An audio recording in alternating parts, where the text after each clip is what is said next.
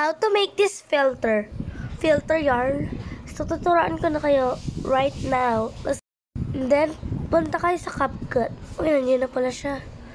So, punta kayo sa photos. Pili kayo kahit anong photos. Allowed. Ito, pipiliin ko kasi cute siya. Kalimutan ko yung pangalan. So, hanapin nyo yung adjust. Sabay, makikita mo yung brightness. Lagay mo sa -10.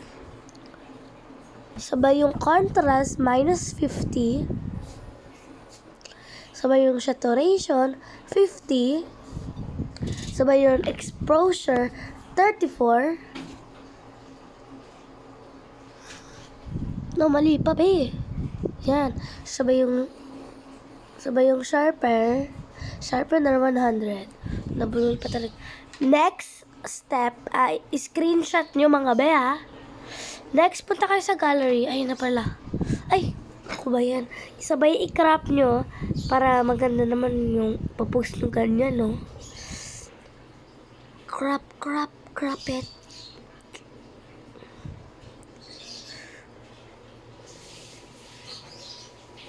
Siguraduhin nyo itong gayahin nyo ito mga te. And then, kung may replace original kayo, pindutin nyo na rin para hindi na kayo maghihirap pa. And then, get out of your gallery. Alis na. Punta kayo sa Pinterest.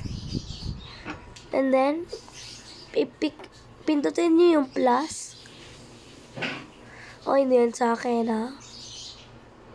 Not mine. Pinanood ko lang siya kay Phyllis, ha? Pick.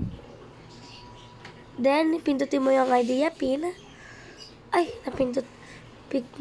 pindutin mo yung na-edit mo. Sabay, i-next mo. Sabay, isulat mo kahit anong mo.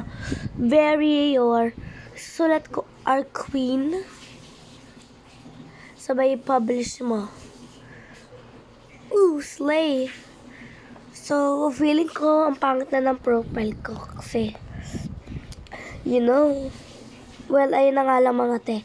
Pero, palitan muna natin profile ko. Paano nga ba yun? Very optional po magpalit ng profile ko. Gusto nyo or ayaw nyo. Pero, ayun na nga mga. Ayan na nga, in-speed ko na kasi ang bagal naman eh. Alam mong please, di ko pinasa kasi B. So, ano nangyayari? Pa tayo? Ayan na pala, napalitan na din pala eh. So, ayan na nga. O, diba? Slay. Ang ganda ng profile ko. Kung gusto nyo din, itry nyo na.